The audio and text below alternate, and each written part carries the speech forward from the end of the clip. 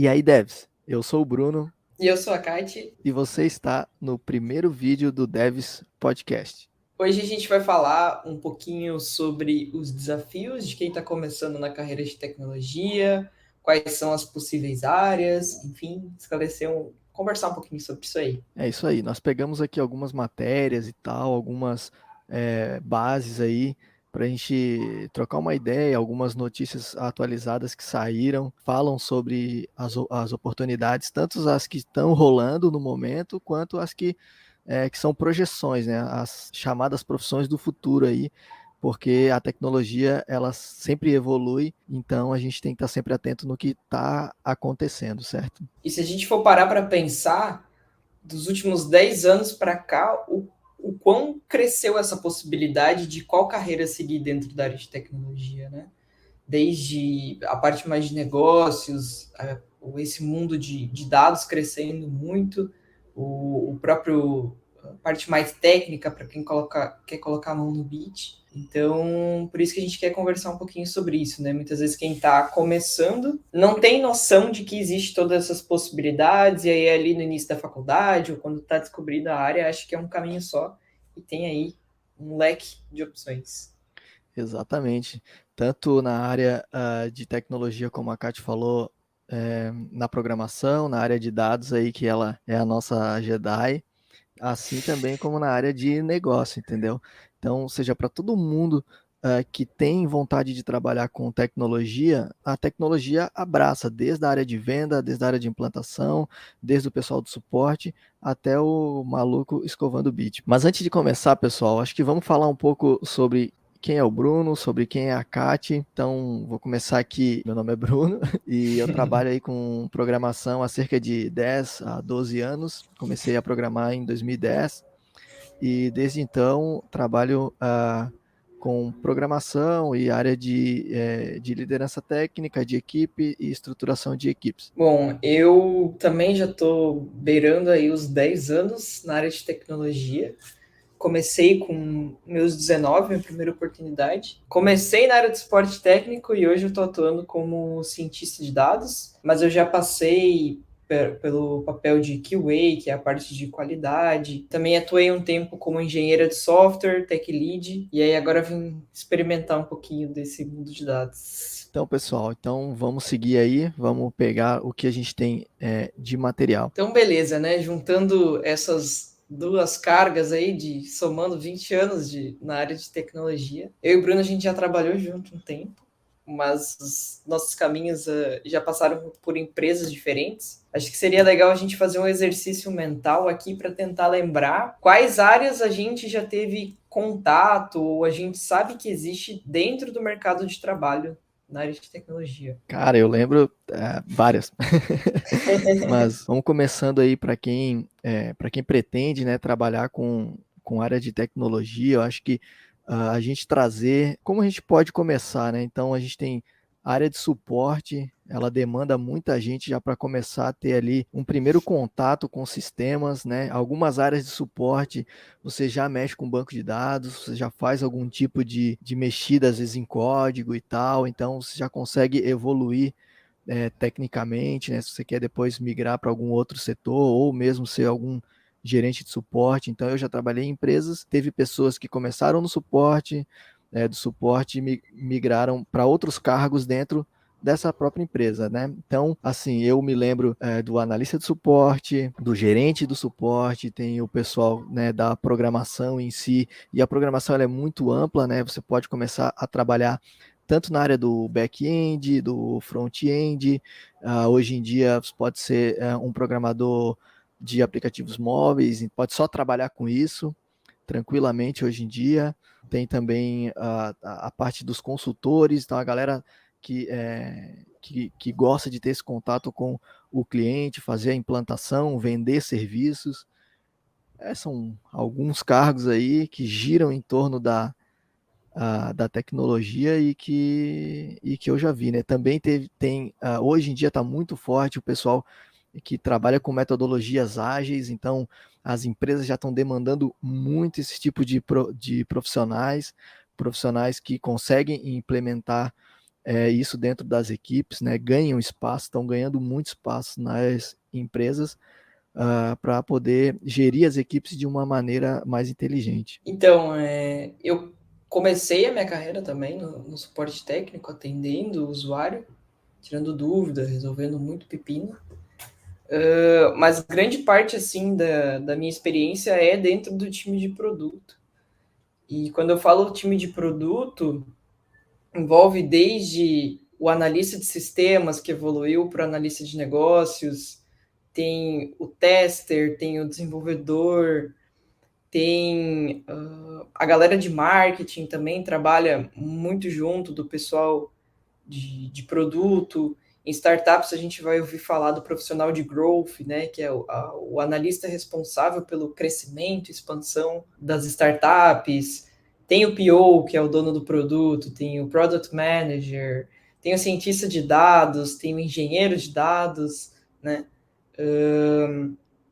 São uma série de carreiras, de áreas, de opções, e uma questão que eu vejo cada vez mais essa questão da especialização, né? Tem a questão do profissional generalista ainda, em algumas empresas, que é aquela pessoa que domina um pouco de tudo, mas eu vejo cada vez se encaminhando mais para ser especialista em um ponto, né? Que nem tu comentou, uma época era o desenvolvedor, fazia tudo. Aí Exato. depois se quebrou para o front-back.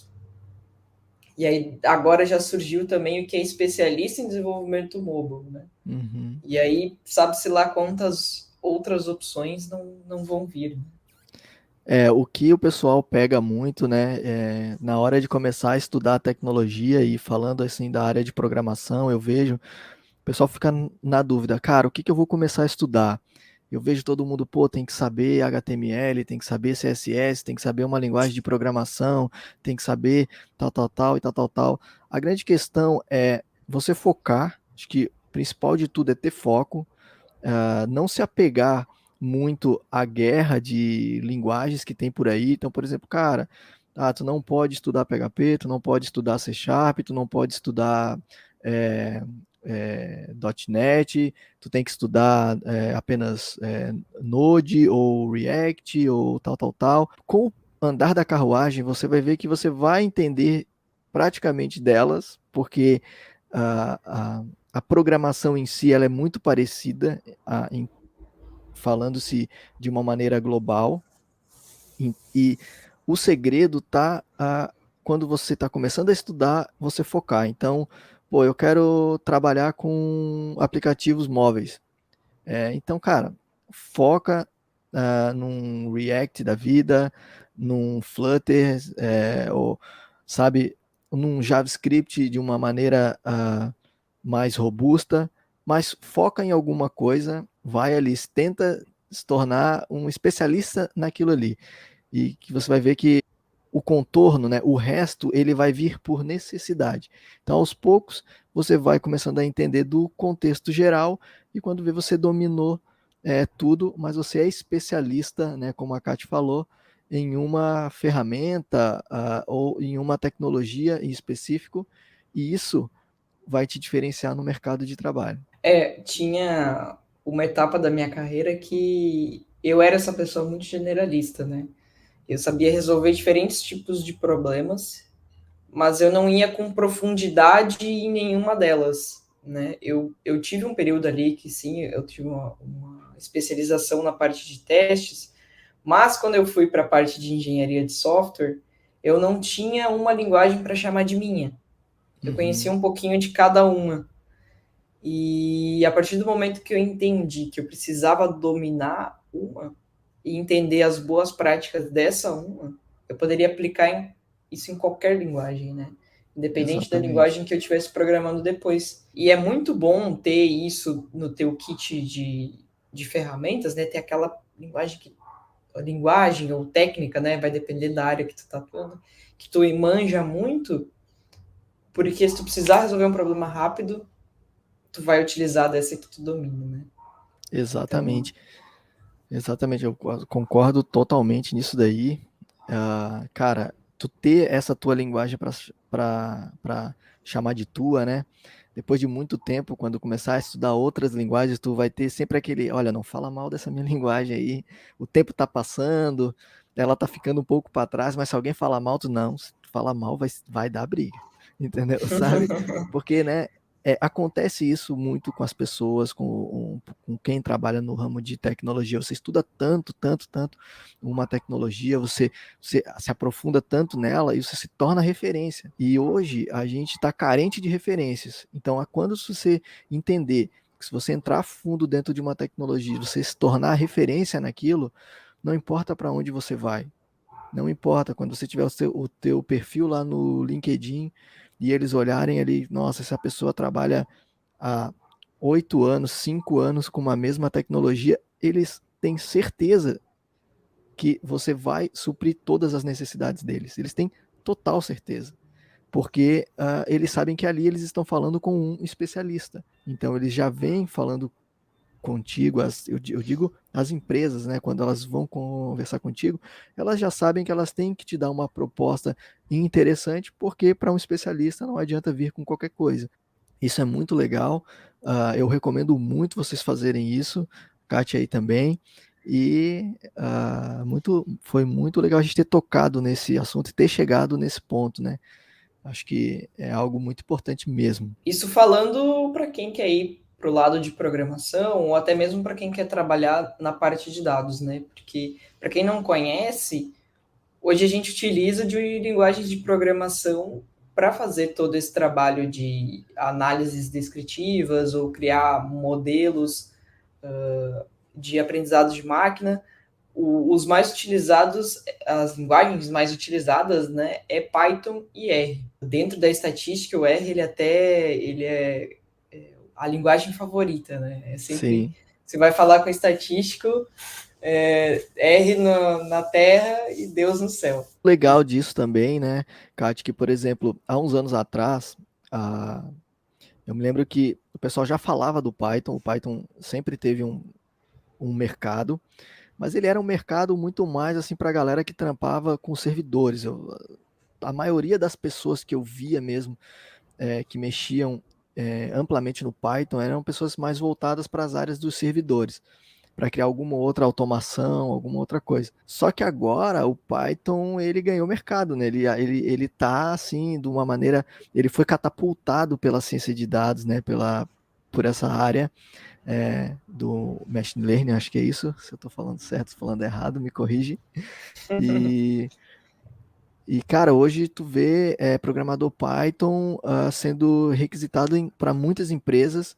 Então, ou seja, às vezes tu tá estudando uma tecnologia e se essa tecnologia tem potencial, e se tu se tornar especialista nela, a gente tem total certeza que tu vai colher fruto um dia. E o principal de tudo, né? Entender a fundo. Porque como eu vi a Kátia comentando antes ali, de entender os padrões e as boas práticas daquela linguagem, e isso no final acaba levando para todas as outras.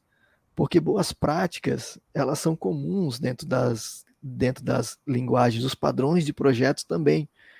Então, talvez a uma ou outra linguagem você faça aquilo de uma maneira diferente, mas questão de sintaxe. Mas quando você olhar como o fluxo dos arquivos, dos objetos são criados, você já vai entender, oh, eu conheço esse padrão. Então, você já, na hora, você domina tudo e é muito mais fácil aprender uma outra tecnologia porque você se tornou especialista já em outra, né? Isso. Eu vejo que um dos grandes segredos assim para aprender a falar de aprender a programar, né? É quebrar um grande problema em problemas pequenos, né? Em problemas menores. Na verdade, isso a área de tecnologia como um todo, ela funciona assim, né? A gente tem um grande Uhum. problema e a gente quebra em pequenas partes para tornar isso mais fácil, né? Então, o aprender programação, ele também começa a gente aprendendo a atribuir uma variável e printar ela na tela lá, o famoso Hello World. E aí a gente vai avançando para pontos mais complexos, até chegar ao ponto de que a gente vai começar a estudar código limpo, os próprios padrões de projeto que tu comentou, que está muito relacionado à orientação a objetos. E aí tu descobre que existem outros paradigmas, que não existe só orientação a objeto, que tem outros formatos, né? O próprio React funciona muito mais com Uhum. estrutura funcional, né? Esse é o nome. Sim. Já é diferente. Já é Aí descobre diferente. o que é um framework. Aí descobre o que é uma biblioteca, né? São Hoje, vários agora. conceitos que todas as linguagens vão usar esses conceitos e o importante é tu entender quando que é melhor usar um e quando que é melhor usar outro. Exatamente. E hoje, né, tu falou do React, a gente fala dos paradigmas, orientação a objeto e tudo mais e tal, mas de um tempo para cá já está começando a ficar muito forte você ter o mindset na área de programação reativo, né? Então hoje a gente fala da linguagem reativa. O front-end, por exemplo, para quem quer trabalhar com front, quer começar na área do front, ele começou de uma maneira mais estática, ele passou pelos eventos com o jQuery, então o jQuery era, né, o framework dos eventos, então tudo era um evento ali, tu mapeava eventos, o JavaScript ainda continua com esse motor de eventos, mas atualmente nós já estamos na área da reatividade, né? Então, os paradigmas vão mudando, eles vão evoluindo, mas não quer dizer que aquela pessoa que trabalhou e que foi um expert na área de jQuery lá com eventos e tal, que essa pessoa saiu fora do mercado. Não, essa pessoa ela entende de muita parte do que está acontecendo. Então essa pessoa ela vai precisar estudar o que está vindo de novo, que é a parte do reativo. Então ele vai se complementar. Então ali a gente consegue ver o quão é bom ser especialista, porque você se tornou especialista, veio uma tecnologia nova, você aprendeu ela, você está incorporando. É como se você estivesse construindo um prédio e você construiu o primeiro andar, os anos vão passando, tecnologias novas vão aparecendo, você vai colocando mais andares e mais andares e mais andares, e quando você vê, você tem um arranha-céu, uma pessoa, ela não é um generalista em si, ela é uma pessoa que entende muito de uma gama da tecnologia como um todo, né? Eu estou falando aí do JavaScript agora para a galera do front, mas então aquela galera que começou lá atrás e hoje está no React, se for trocar uma ideia com eles, nossa, tu vai ver coisas assim loucas, porque os caras eles sabem como que se faz muita coisa e agora eles aprenderam outras coisas. Então eles começam a juntar aquilo e é aí que sai tecnologias, né, e produtos muito legais. Eu queria até fazer uma questão aqui, um questionamento para cá te trazer nesse sentido, porque ela trabalhou com programação, trabalhou com suporte e tudo mais, e agora ela está na parte lá dentro dos dados, dentro da ciência de dados, assim, trazer, pô, como que foi tu ter essa experiência geral, assim, e tal, e como que tu vê isso te ajudando hoje, porque talvez tu saiba coisas que outras pessoas que estão entrando nesse ramo e que não passaram por isso, sabem, né? Eles talvez estão tentando desenvolver algum outro raciocínio que para ti já é um pouco mais fácil, porque tu já teve essa vivência, né? E ajudar essa galera que está querendo começar aí no ramo de dados, aí o que dá alguns gatilhos aí para eles poder estudar e tal. Então, eu acho que uma das coisas mais legais da parte de dados, e aí falando especificamente de ciência de dados, é que a gente tem diferentes formações trabalhando nessa área. Tem muitas pessoas que vêm da biologia, pessoas que vêm da estatística, são pessoas que não se formaram em tecnologia, sabe? Não cursaram Sim. ciência da informação, sistemas de informação ou ciência da computação. Vieram de outras áreas, por sua vez, foram uma das primeiras a começar a aplicar Big Data e aplicar algoritmos de machine learning, foram essas áreas. Por isso que muitas vezes vêm pessoas dessas áreas para agregar ao negócio. Até por isso que se utiliza Python, né? Para quem não conhece, o Python ele é uma linguagem que tem o objetivo de ser fácil de aprender. Né? Esse é um dos pontos do Python, por isso que dentro de dados a gente utiliza bastante. Né? Então Facilita, eu né? vejo. Principalmente para quem não vem da área, né? Exato. Então, Eu vejo assim que eu ter passado um bom tempo escovando bit, né, lá na parte mais de programação, hoje eu tenho muita facilidade com a construção dos meus scripts, a construção de um ETL, que é o processamento dos dados, enfim, a utilização de boas práticas para que o meu script fique autoexplicativo. Um dia me fizeram numa entrevista a pergunta se eu me arrependia de alguma das fases que eu já passei na minha carreira. Se eu me arrependi de alguma escolha, de ter ido para um lado ou outro. E o que eu respondi é que eu tenho muito orgulho da minha história, porque cada uma das áreas que eu passei foi acumulando conhecimento para hoje eu atuar como cientista de dados, podendo ligar todos esses pontos, né? Desde o negócio, com produto, com tecnologia, com infraestrutura, e agora aprendendo um pouco mais sobre dados e estatística.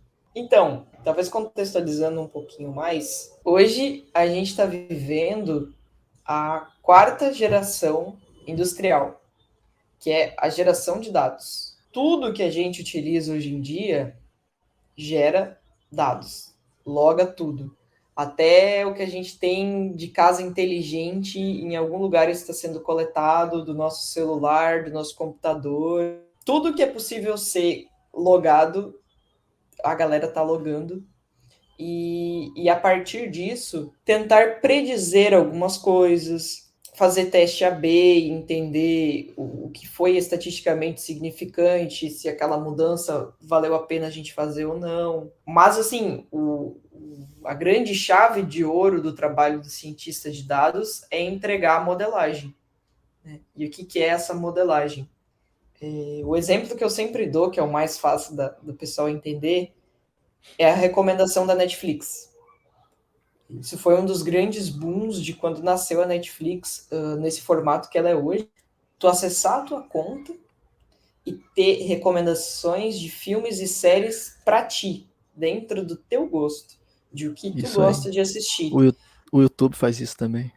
Exato, agora tá por tudo, né? Mas Exatamente. quanto mais likes tu dá, quanto mais tu comenta, mais tu interage com aquilo, ou melhor a tua avaliação em cima do assunto, mais tu vai ver daquilo. Hoje essa é a grande bolha da internet em tudo que a gente acessa, né? Redes Exatamente. sociais, YouTube, tudo. Mas assim, uma das coisas que eu vejo muito, cara, nesse ponto, eu vejo assim, com base no que tu falou, né? Então a gente já começa a entender melhor o que essa profissão aí de analista de dados, né? Ciência de dados. Por exemplo, eu vejo muitas e muitas e muitas empresas, eu já trabalhei em algumas que já fizeram isso, que elas têm um banco de dados enorme, coletam, tem muitos sistemas, coletam informações, mas elas vão e elas abrem dentro do seu sistema uma área para o cliente fazer algumas ponderações, então ele faz a pesquisa de satisfação. Aí o cliente tem que passar pelaquela pesquisa para ele saber informações sobre o que o cliente acha, o que o cliente está fazendo dentro do sistema que ele desenvolveu. Então eu acho que toda essa galera da ciência de dados, ela meio que resolve esse problema, né? Porque quando tu, às vezes, tu tá montando uma pesquisa para o teu cliente, tu tem 1.000 clientes, a adesão é mínima, daqui a pouco vai ser 20 que vão responder. Aí desses 20 é que tu vai saber se o teu sistema é bom ou não. Acho que tu tem um monte de informação ali dentro, eles já te fornecem essa informação. Talvez o que falta para muitas dessas empresas que ainda não colocaram esse profissional é entender que você já tem os dados estão ali, e muitas vezes vocês podem estar evoluindo o sistema de vocês de uma maneira errada, ou de uma maneira menos eficaz, para não dizer errada, de uma maneira menos eficaz, ou tardio. Né? Talvez ali você tenha um monte de informação que você já pode saber algumas necessidades, se antecipar a essas necessidades, se vocês têm uma equipe que vai fazer toda essa análise aí de comportamento e de logs, né? Até esse formato de coleta de pesquisa que tu comentou, muitas vezes é chamado de NPS, né? Que é para medir de 0 a 10 o quanto a pessoa está satisfeita com o produto ou com o serviço. Só que aí entra esse grande ponto que tu comentou. Tem as pessoas que não respondem. Pode Exatamente. ser uma pessoa que odiou, mas ela não respondeu. Uhum. E só as pessoas que estão gostando muito respondem. E aí tu tem a falsa impressão, né? É Ou, uma né, resposta enviesada. É uma resposta ou o enviesada. contrário, só a pessoa que odiou responde. E aí tu acha que o teu sistema é péssimo, No geral, né? vamos parar para pensar com muitos. Vamos pensar em sistemas online. Né? Um sistema que eu me cadastro gratuitamente e eu só pago depois, assim, se, Sim. sei lá, eu gostei, aí eu tenho que pagar. Se eu não gostei, qual que vai ser o meu comportamento? Eu vou responder uma pesquisa lá, não, eu não gostei disso aqui. Sim. O geral é o churn, é a pessoa abandonar. Não, eu não gostei disso aqui, eu vou testar o outro. Aí vai para o outro, vai para o outro, e ela acessa uma vez e nunca mais volta. Uhum. Esse é o. A gente está com tanta pressa hoje em dia que quando a gente vê ali uma janela para responder, já tem que preencher esse formulário. Tem que clicar aqui. Não, daí é vida que segue, vai pro próximo, vai pro próximo. Show de bola. Então, com tantas profissões que tem hoje, carreiras, caminhos, quais são as profissões mais requisitadas atualmente? Então, nós trouxemos aqui alguns dados, né, recentes que saíram e uma pesquisa que foi feita em 2021 pela a CAT, que é uma instituição de Santa Catarina. Eles apontaram algumas profissões como hoje no mercado atual as que são as mais demandadas pelas empresas. Então, sempre lembrando, essas não são todas as profissões, né? Elas são as que estão ou que estavam no momento dessa pesquisa com uma demanda alta, né? Ou seja, que as empresas precisavam contratar esses profissionais. Então, a gente tem desenvolvedor full stack com 22%, nós temos desenvolvedor back-end com 18%, nós temos desenvolvedor front-end com 12%. Então, nós já podemos ver aí que quase 50% da fatia dessas vagas, né, para a área de desenvolvimento, é uma área muito quente, né? Então, para quem quer começar aí a programar, a desenvolver aplicativo, essas coisas, então está muito quente mesmo. Analista de serviços e suporte de TI com 7%. Suporte, podemos dizer que sempre vai ser preciso, porque toda empresa precisa conversar, precisa atender o seu cliente, né? Então, o suporte sempre vai estar, o suporte na área de TI, principalmente, vai estar sempre ali batendo e necessitando de muitos profissionais. Tem também analista de negócio com 5%. Análise de negócio também é muito importante no nosso ramo, né? A gente quer aí qualquer hora trazer algum pessoal aí do ramo da análise de negócio para trocar uma ideia com a gente e tal e passar para vocês a visão e o que melhor faz esse profissional. Analista de controle de qualidade com 5%, o desenvolvedor mobile com 4%, gestor de projetos com 3%, design de produto 3% e Agile e Scrum Master com 3%. Esses foram aí, essas são, né, as principais funções mais demandadas de vaga no mercado atualmente. Mas não são só essas, né? O mercado, como a gente fala da tecnologia, ele é muito amplo. Ele está sempre mudando, ele está sempre evoluindo, né? Então, vamos conversar aqui um pouquinho sobre essas profissões aqui e essas demandas, mas logo na sequência a gente vai trazer também quais são as profissões que são para o futuro. O que o mercado está aí esperando, já tem dados sobre isso e já tem algumas tecnologias aí que para os próximos 5 anos aí prometem e muito, beleza? E aí, Cátia, como que tu vê essas funções, né, mais demandadas que eu acabei de citar? Então, que nem tu comentou, o primeiro grande bloco ali ainda tem essa necessidade da parte de desenvolvimento, né? Pessoa que vai trabalhar com programação.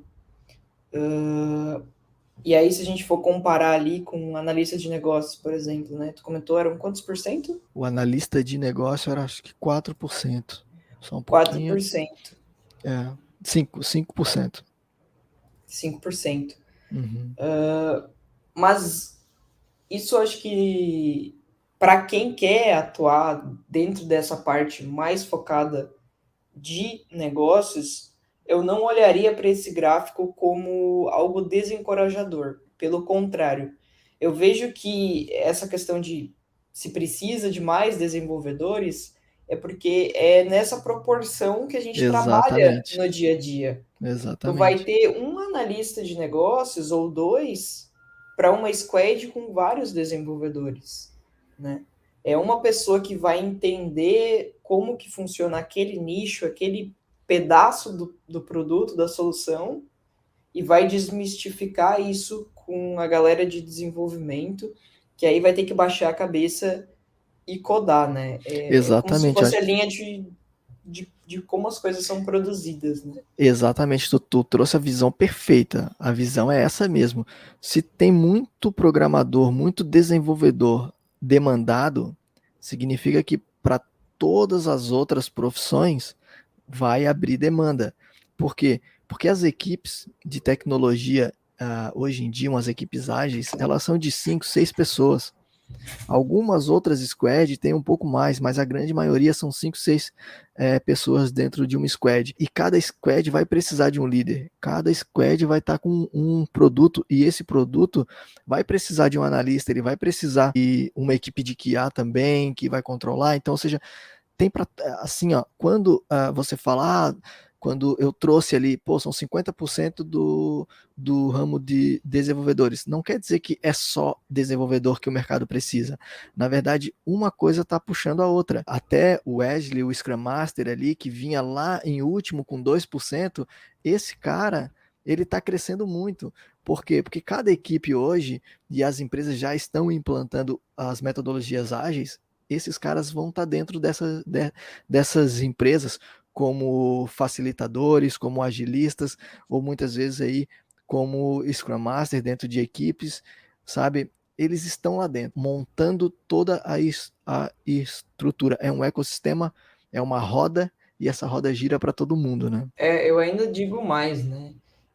Desde que eu comecei na área de tecnologia, eu falo isso, que sozinha a TI não é nada, né? Exatamente. Ela precisa estar conectada com alguma coisa que faça sentido para alguém, porque só programação pela programação, ela não entrega valor. Ela precisa estar resolvendo algum problema que é comum a muitas pessoas, né? Porque senão Uhum. não vai para frente. Não basta só ter uma boa ideia. Tu precisa também ter as conexões de negócio com as parcerias corretas, de como tu vai divulgar isso, de como que vai chegar nas pessoas que precisam do que tu tem para vender, né? Exatamente. Às vezes você acha que, eu sou desenvolvedor e isso basta para eu me tornar o Mark Zuckerberg. Não, não é bem assim que a banda toca, né? Dentro de uma empresa é um ecossistema e todo mundo faz parte desse ecossistema que você está lá programando muitas vezes, só que tem alguém que vai vender. Você já pensou nesse cara? Como que esse cara vai abordar o cliente para poder vender o teu software que você está programando? E dentro dessa balança, né, todo mundo é importante. Ou seja, essa balança ela tem que estar equalizada. Por quê? Porque conforme você tem muitos desenvolvedores aqui, você precisa de muita gente aqui do outro lado da balança para poder apresentar esse produto, para poder vender esse produto, para poder conectar esse produto com pessoas, para fazer com que esse produto não fique engavetado. Simplesmente ele foi desenvolvido e ele deu prejuízo porque foi pago para desenvolvedores construírem um sistema que nunca foi para a rua, né? E de uns anos para cá, eu ainda gosto de complementar essa visão de que tecnologia sozinha não é nada, precisa do negócio, com mais um trecho, né, que é a liderança. Hoje em dia, sem bons líderes, bons gestores, tanto do lado técnico quanto da gestão de pessoas em si, né? Uhum. É muito difícil a gente ver uma equipe, uma empresa indo para frente. Às vezes tu tá lá com os melhores profissionais, os especialistas do assunto, mas se não tem um bom líder para puxar, não para puxar, né, mas para guiar essas pessoas, para colocar as pessoas certas nos lugares certos, obter o melhor de cada uma dessas pessoas, é o caos. Então, Exatamente. É isso aí. É um todo, né? E o ecossistema precisa de todo mundo. Então, a tecnologia ela dá muitas oportunidades. Então, se você quer trabalhar com a tecnologia, mas eu tenho dificuldade em estatística, eu tenho dificuldade em lógica, cara, mas se tu é bom em lidar com pessoas, tu vai ter espaço. Tu vai ter espaço, vai ter alguém precisando de um profissional para poder tanto liderar equipes quanto para poder vender esse produto, quanto para conectar esse produto com os clientes, né? Não é só bit a bit, não é só cálculos, né?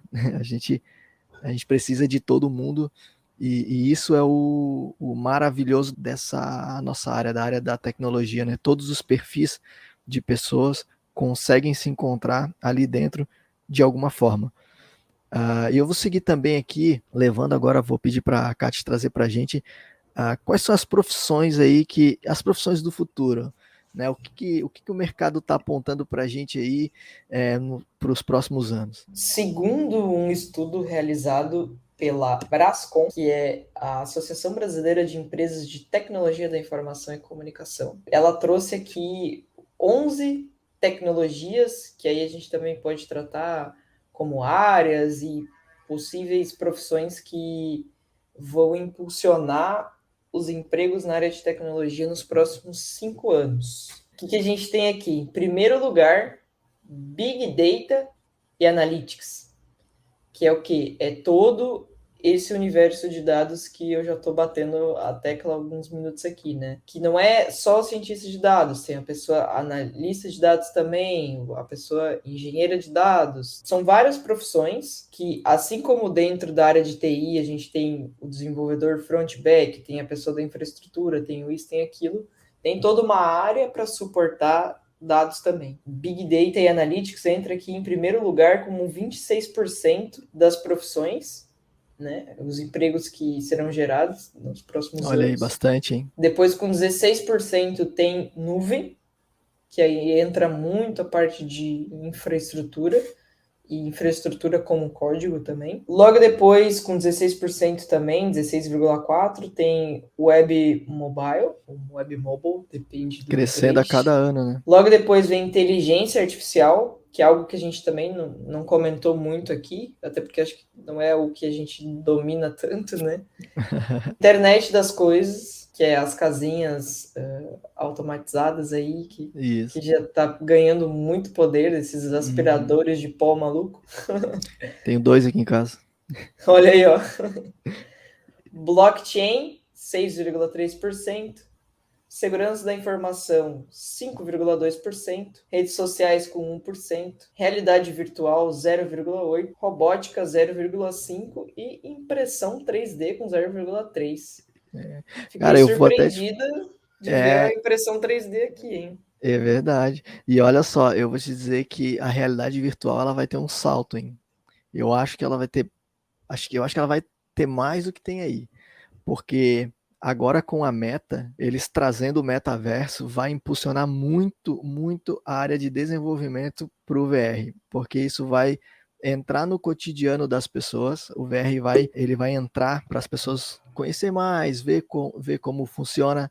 Eu acredito que até vai baratear a tecnologia e barateando a tecnologia, porque a oferta pode ficar muito grande, vai ter uma necessidade muito forte do mercado com o metaverso, muita gente vai começar a se preocupar a desenvolver soluções para o VR, né, que é a realidade virtual. Então, eu acredito que isso vai dar um salto, principalmente quando o metaverso for para o ar, né? Fica aí o questionamento: o que é o metaverso? O metaverso é uma espécie de, não é realidade aumentada, tá? Mas é uma espécie de mundo virtual. O grupo Meta, né, que é o grupo que o Mark Zuckerberg criou, que agora gerencia o Facebook, o Instagram. Eles são donos de tudo agora, não é mais o Facebook, né? O Facebook virou uma empresa dentro do Meta. E eles criaram o metaverso. O metaverso, ele é uma espécie de mundo onde as pessoas vão se conectar lá dentro. Então, por exemplo, tu tens uma empresa aí na tua empresa e a gente trabalha home office, certo? A gente vai botar um óculos e nós vamos estar dentro de uma sala de reunião se vendo, se comunicando. Nós vamos estar dentro da nossa casa. Muito parecido com o filme do Tron, o Legado. Não sei se você já viu o filme do Tron. Recomendem. O Tron é basicamente isso. Ele entra dentro, ele é um programador e ele entra dentro desse universo que ele criou. Eu acho que o Mark Zuckerberg viu muito Tron e jogou muito Tron também. E aí ele quis criar o dele. Que na verdade é o sonho de todo programador um dia criar sua própria inteligência. Então ele fez o mundo dele, ele tem esse dinheiro para poder fazer isso. E ele tá criando. Ele falou uma coisa, alguns anos atrás, ele falou um termo muito importante que já sinalizava essa visão do meta. Numa das conferências do Facebook, ele falou assim: o futuro é privado. E hoje, o que a gente tem hoje é tudo aberto, né? Tudo é alta exposição. E na mentalidade que ele tem, o que ele está tendo nesse momento, é que o futuro vai ser as pessoas se privarem, se as pessoas deixarem de ter tanta exposição para ficar com menos exposição.